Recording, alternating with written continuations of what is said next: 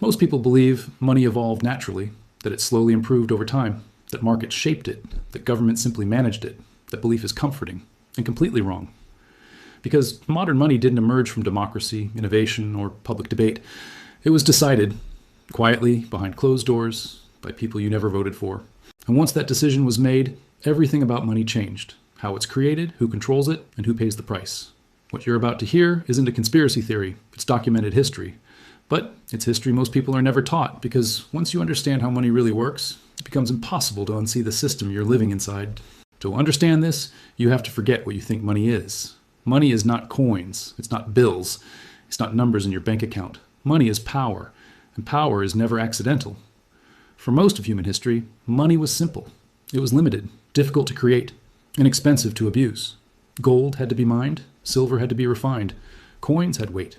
If rulers wanted more money, they had to tax openly or conquer violently. Both had consequences. That limitation mattered, because it acted as a leash. It restrained governments, it forced accountability, and it kept money tied to reality. But as societies grew larger and more complex, that leash became inconvenient. Wars became more expensive. Empires expanded. Bureaucracies grew. And rulers faced a problem. How do you fund massive systems without asking people for permission? And the answer was not found on a battlefield or in a marketplace. It was found in a room, a meeting that would redefine money forever. This meeting wasn't announced. There were no headlines, no public vote, no democratic debate, because the people in that room understood something very important. If the public truly understood how money would work afterward, they would never agree to it. So the decision was made quietly, technically, bureaucratically, and once it was implemented, it became nearly impossible to reverse. The core idea decided in that meeting was simple, but devastating. Money would no longer be limited by physical reality. It would be limited by policy, and policy could be changed.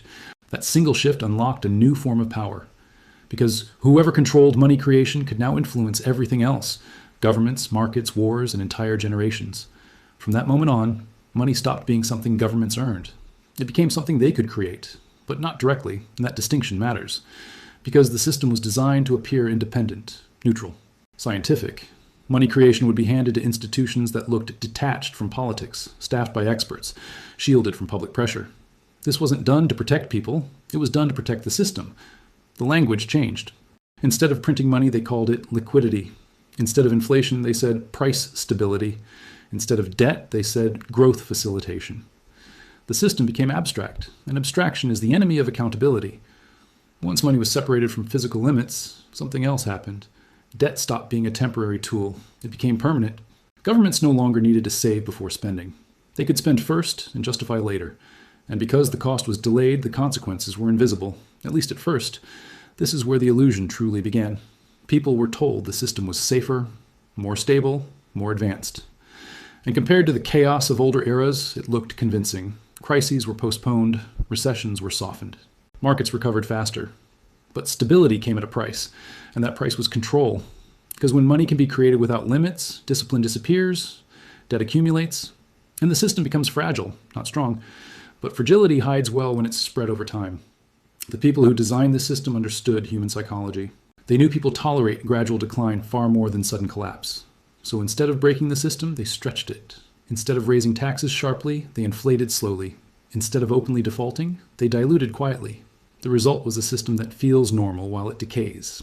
And that was the genius of the design, because once people adapt to the new normal, resistance fades. Wages lag, but people adjust. Savings lose value, but people adapt. Prices rise, but explanations are provided. And as long as shelves stay stocked and screens stay on, trust survives. This is why money doesn't collapse when the decision is made. It collapses much later, long after the meeting is forgotten.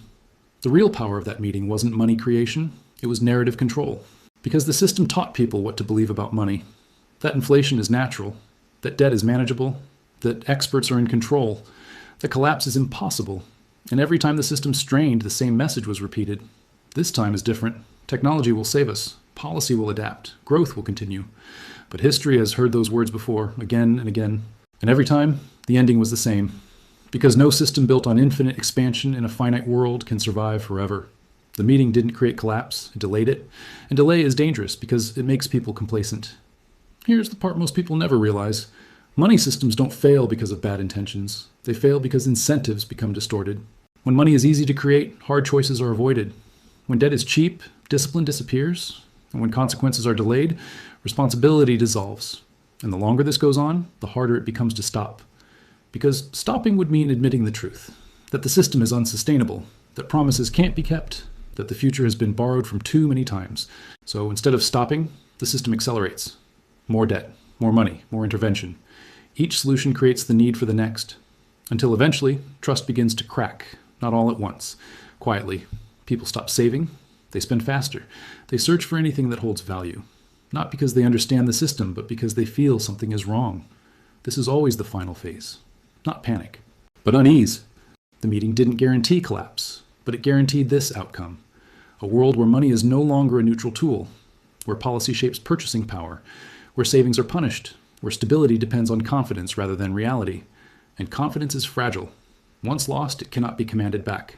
This is why understanding the origin of modern money matters, not because it predicts tomorrow, but because it explains today. It explains why debt never goes away, why inflation is constant, why crises feel frequent, why solutions always involve more of the same. The meeting didn't decide the future, it decided the rules, and everyone alive today is playing by them, whether they know it or not. This isn't about blame, it's about awareness. Because systems that rely on belief survive only as long as belief holds. And belief is not permanent, it erodes, slowly, silently, then all at once.